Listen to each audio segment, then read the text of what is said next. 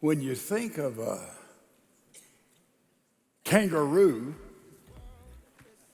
you don't think of a vicious animal, do you? It's a kangaroo.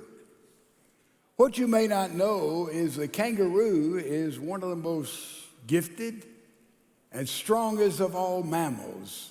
A kangaroo has no natural enemies because that foot can kick at a foot-pound rate of almost 700 square feet. So a lion, a tiger, a bear, no match for a kangaroo. A kangaroo not only can swim. If a predator comes after a kangaroo, that's a foolish mistake. The kangaroo will take them into water and drown them. You never would have thought about that. A kangaroo can leap 25 feet in one bound, and leaping can go almost 50 miles an hour.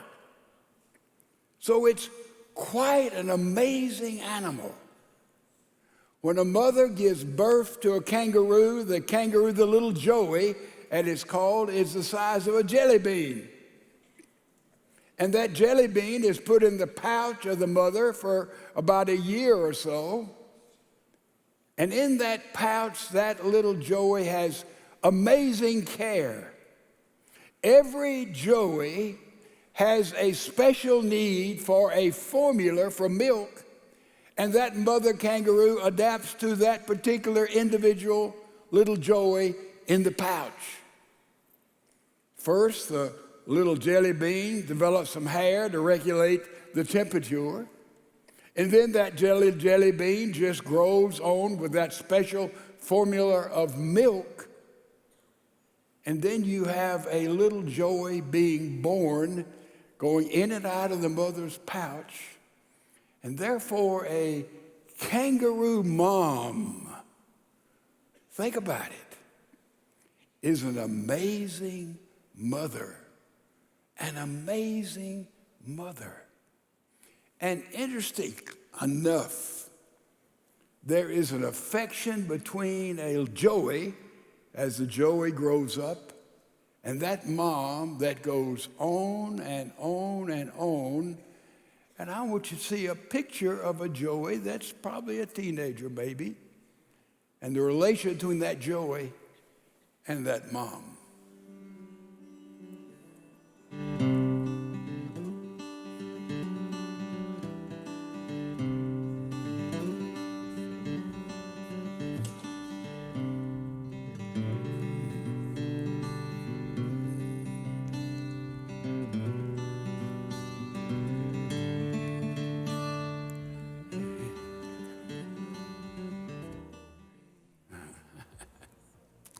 Mothers are like that, aren't they, ladies?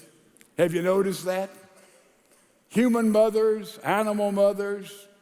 What an amazing picture of the love a mom has for the children. We are here to honor the mothers today. I've said it many times, and I believe it more and more. Of all the callings in the world, there's no higher calling, more sacred calling, a more demanding calling than to be a mother. A mother. A mother has to have every gift you can name, every vocation you can name. And sometimes I hear females say, well, I'm just a mom. Just a mom? That's the most prestigious position any individual can have, in my opinion, on the planet.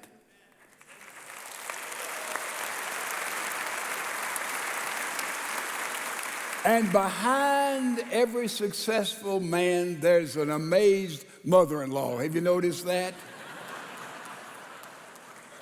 So I want to honor the mothers today, and I want all people who are mothers, who are grandmothers, who are great-grandmothers to stand to your feet and remain standing, wherever you are. All moms, stand, remain standing.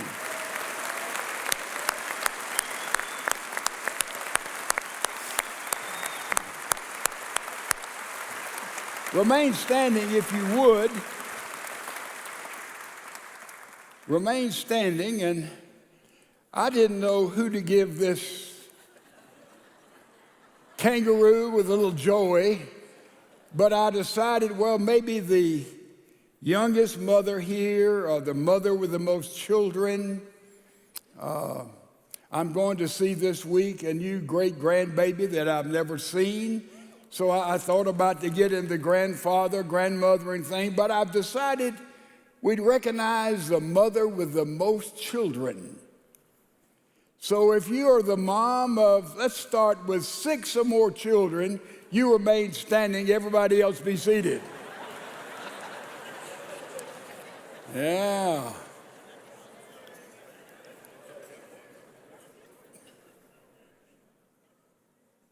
Yes, ma'am. Anybody have 7 or more? Remain standing. You're winning so far. Anybody 7 or more in the balcony? Right here. Stand up, please, or wave your hand. How many children? How many? 8. 8. Anybody 8 or more? 8 wins. Congratulations, Mom.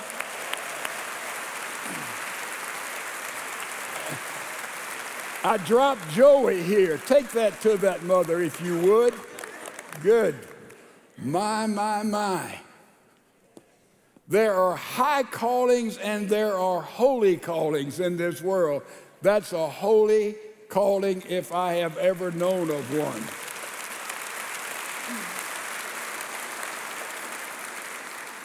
In thinking about Mother's Day, I said we need a mom who can sort of speak to us from another dimension, from another challenge of life. And I thought about Elizabeth McIngvale. She's been a member of our church for 12 years.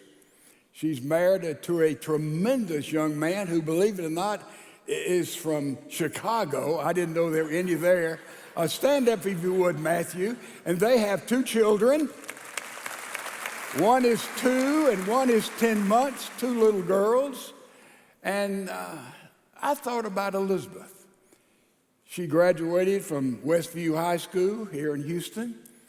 She went to school in the Chicago area there and stayed for a long time, got several degrees, went to Northwestern, Kellogg School of Business and got a degree in management. And now Dr. McIngvale came back to town. She met her husband on an airplane, and they sat together, and both of them were serious Christians. And so chemistry took place a few years back, and so now they're very much a part of our church. Her story is somewhat amazing to me. After she received her degree, she taught at Baylor University, and then she came back to Houston and taught at the Baylor School of Medicine in psychiatry, and she still is an adjunct professor there in the Baylor College of Medicine. Now she's a mom. She has a vocational calling, and I thought it would be very, very revealing and challenge to all of us if we asked Dr. McIngvale, Elizabeth, if she would, just to let us walk inside her life as a mother and tell us something about the challenges that God placed on her and her family as she was being brought up. Elizabeth, you're at home here. Welcome. Thank you. Thank you for having me. Tell us your story, if you would, and just open everything up. Just let your family door just open wide up in your life, and we'll be happy to listen to that, because when someone shares with us, all of us know that's holy ground. Thank you so much. I am honored to be here. I'm honored to sit in a church and in a place where I spent many Sundays alone in the pews, crying and praying that I would one day be able to experience peace and freedom from the pain that I experienced. I grew up right here in Houston, Texas, on the north side of town, and lived what you would consider to be a normal childhood. I was a competitive gymnast, had a lot of friends, and did well academically. There was really nothing out of the ordinary. My mom and dad can recollect little things I would do. I would track the weather and tell my parents, there's a tornado in Topeka, we should stay at home. And my parents were hard workers, and their response would be like, well, good thing we live in Houston, Liz, we're going to work anyway. And I would do little things like read a book. Every time I went to read a book, my mom talks about how I would start at page 1. And my mom, who's a reader, would always say, Liz, why don't you use this bookmark? And I couldn't fathom the idea of starting at the beginning, not starting at the beginning, starting in the middle. But I was a kid, and it was quirks. And there was really nothing that would make you say there's something wrong or there's going to be something wrong in the future until we didn't have a choice to recognize what was happening. At the age of 12, my life started to fall apart. I was overcome with unwanted, intrusive thoughts that were centered around fears and things I could never imagine. Something bad happening to my family members, someone not going to heaven, something impacting my own faith. And slowly and surely, what later we would know is obsessive-compulsive disorder took over my entire family's life. From the outside, we had it all. My parents ran successful businesses. We looked put together. But if you were inside the walls of our home, we had nothing. Mental illness had taken over my life and every family member's life. By the time I was 15 years old, I was taking 6 to 8 hour showers in which my mom would have to pull me out of the shower and get me dressed because of the way that my illness had impacted every activity of my life. I had these fears around the number 6, and I couldn't do anything that had to do with the number 6 because I thought it would be against God, and so I found something wrong with every number. And I eventually stopped at the number 42, not to age my mom, but at the time it was her age. And 42 would make no sense to be a number that I would stop on because 4 plus 2 is 6, but for whatever reason, it felt like the right thing to do because my mom's age was a bad number and it was somehow going to protect her. And so I did everything in my life 42 times. I would sit up in the morning, I would sit up and down 42 times. I would move my legs 42 times. I would move my left foot 42 times to take one step. And by the time I would get to the bathroom, I was crying, sweating, and exhausted. I would turn the sink faucet on 42 times, rinse my hands off 42 times, get 42 pumps of soap, wash my hands 42 times, turn the faucet off 42 times. And my OCD told me that that was one set and I should do 42 sets of 42. Overnight, our entire life was a living nightmare. I want to talk a little bit about what saved me and what I think can save our entire world. And that's the 4 C's. Christ, a champion, a community, and care. That is what changed my life. Imagine being just 15 years old and every day hoping and praying that it would be your last. Because the pain that you were experiencing and the pain that your family was having to experience because of you was something you couldn't imagine. My parents were my champions, searching and looking for effective care and ways to help me get better, to fix me. We thought back then that mental health and mental illness was something that was fixable. Little did we know. As we kept searching, we continued to face a lot of roadblocks, and we were told the same message. We've never seen a case as severe as hers. There's not help available for this child, and you should accept that she'll live in a mental health hospital the rest of her life. I thank God every day that I have 2 incredible advocates in my parents, and that my dad would tell you, he's probably the greatest furniture salesman of all time, side note, that he thanks God every day that they are sellers, not buyers, and they weren't buying that story.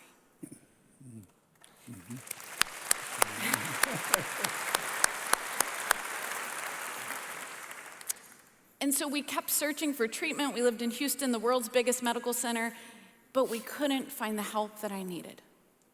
My parents made the tough decision. It was February 5th of 2002, 2 days after my 15th birthday, to take me to an inpatient treatment center, which at the time, funny enough, was in Topeka, Kansas. There were tornadoes there, in fact, just so we know. We got on that plane, and on the ride to Topeka, I remember crying and begging my parents not to leave me there. I promised them that I would try harder, that I would do better.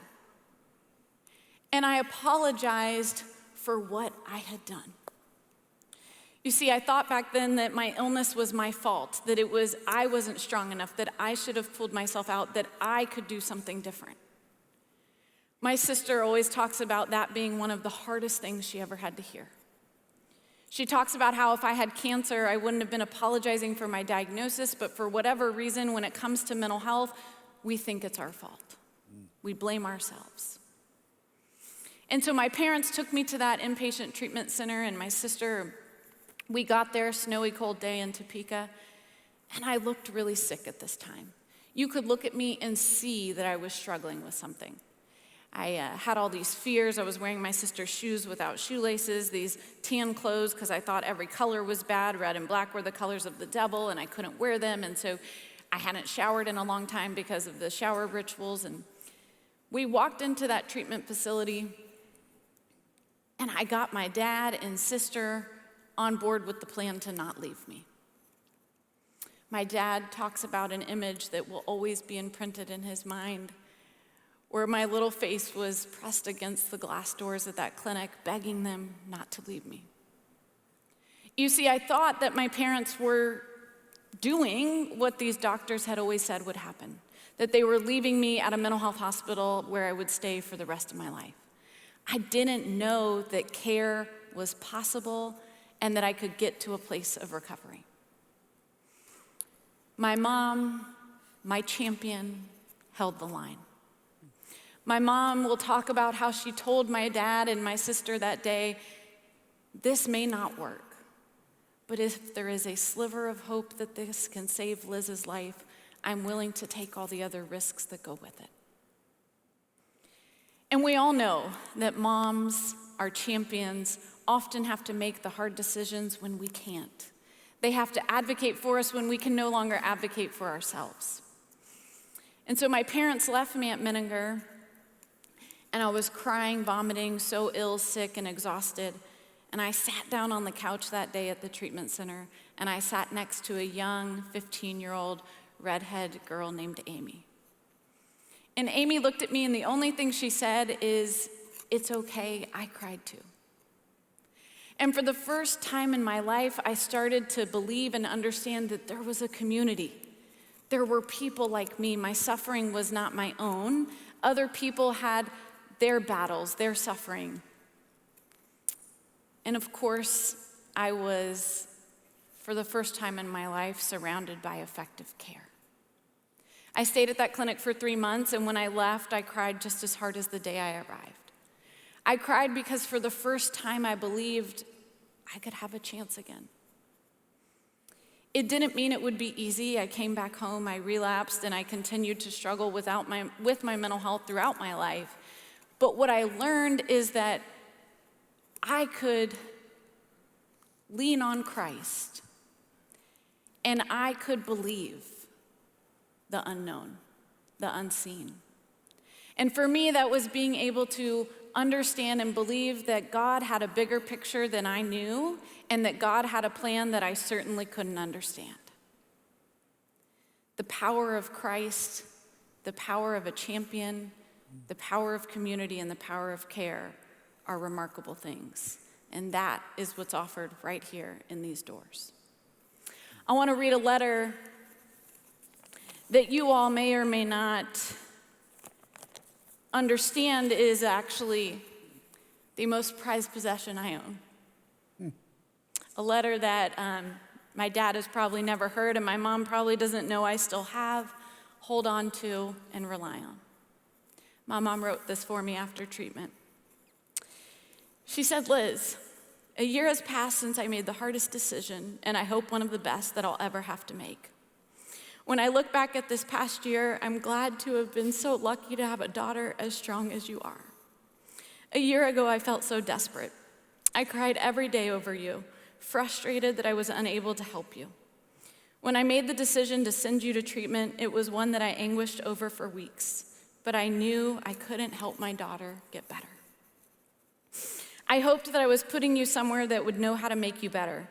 I still cry every time when I think about what you went through. I feel sick every time I think of you telling me that you thought we were putting you in that hospital forever. I hope you can forgive my ignorance on how we did it, causing you despair a child should never face. I look every day at you and am so very proud of you and what you have done and continue to do daily to be the person that you are. Everyone always acts like you're cured because you're doing so well, but I know you still fight your battles every day. When I look at you, I know that, and my heart almost breaks sometimes when I think about how hard you have to work. You are truly unbelievable. I want you to know, Liz, how much I love you. I speak for your father as well. He loves you also with all of his heart. I love you more than I think you will ever know. I love you so much that love is what kept me strong enough to send you to treatment. I knew in my heart that I had to love you enough to break my own and risk that to help you. I thank God every day that it was the right decision. You're such a wonderful daughter. You never cease to amaze us. So I wanted to let you know how proud I am of you and how much I love you. An hour does not pass in the day that I don't think about how strong you are, how well you fight your daily battles. I love you every second of every day. I want you to remember every minute and every hour of every day, I love you, I'm proud of you, and I'm here for you, whatever you need. I love you, Mom. When I think about the love of a mom, I think that's a glimpse into us being able to feel and imagine the love that Christ has for every one of us. We all need champions. We all need a community. We need care. And we certainly need Christ to guide that way for us. Thank you very much.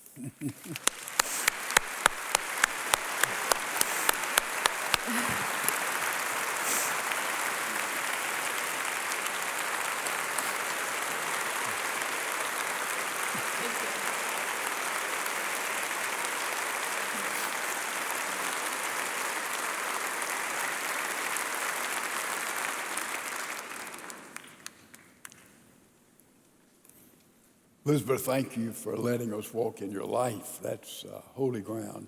But as a way of advice, you have loved so many people who did not have the love and support that you had. What would you say to someone who's struggling with any kind of addiction, any kind of obsession? Where do you begin? When did you come to the point that I needed help or I was desperate for help? What brought that into reality? You know, it's so interesting because my parents knew it before I did. You know, I think I knew I needed help, but I didn't believe help was available. And so I had just started to accept that I could never live the life I wanted. I could never be able to function or be a productive member of society. And so my parents made those decisions for me when I couldn't make them for myself.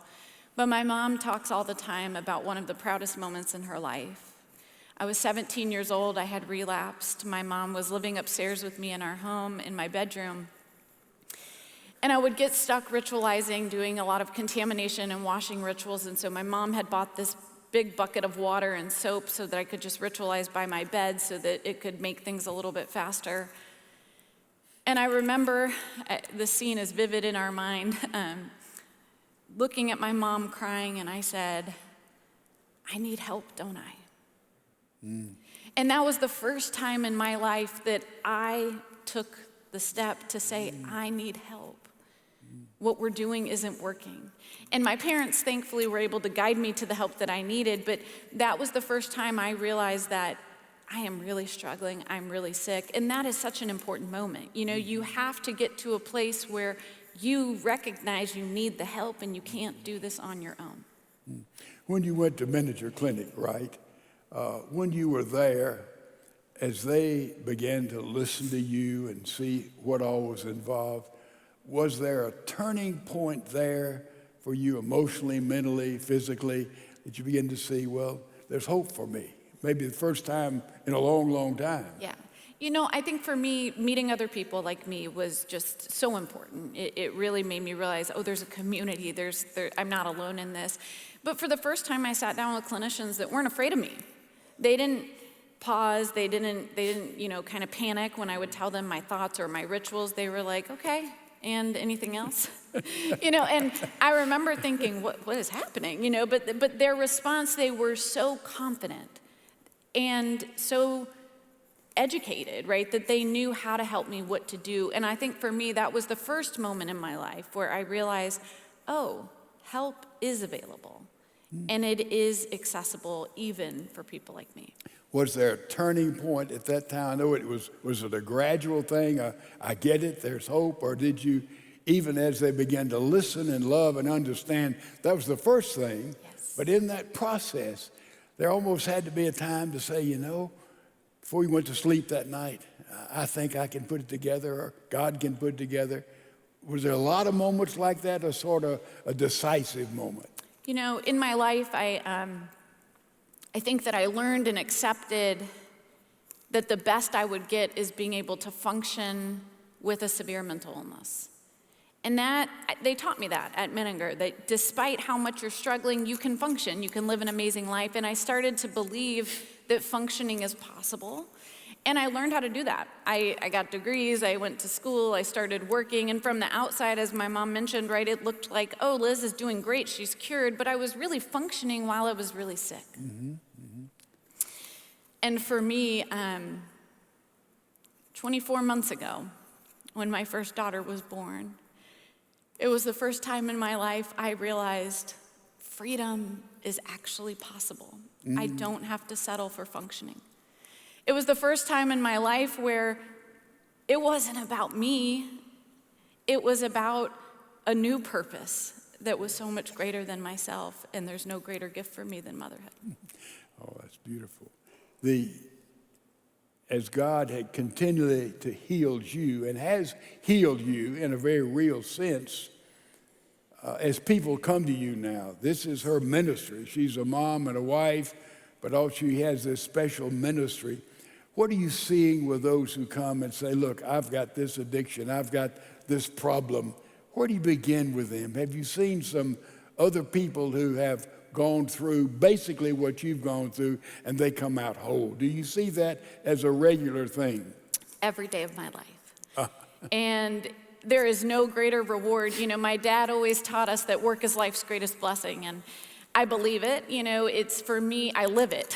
There is nothing greater than knowing that my pain has been turned into a purpose. Mm-hmm. And one of my favorite quotes, I always meet with all of our patients when they leave our program, and one of my favorite quotes from a patient recently was, this place will really change your life if you let it. And that's what treatment's all about. We teach you how to change your relationship with anxiety and OCD through your behaviors, through your actions, but we don't get to do it for you. Mm-hmm. My mom wishes she could fix me. My dad wishes they could have done that, but I had to learn how to fix myself. I had to learn how to be my own therapist, my own clinician, and that is what we get to do for other people every day. To this day, my parents are, like many in this room, our champions, saw us in our lows, but they're the first ones we want to also share those highs with. They're the first people that get a text when I want to share something I'm proud of. And I remember calling my mom about my job and saying, I get it. This is it. This is what I'm meant to be doing. And for the first time in my life, I feel fulfilled. Mm. And I get to now be the director and run a clinic, the same exact clinic that saved and changed my own life.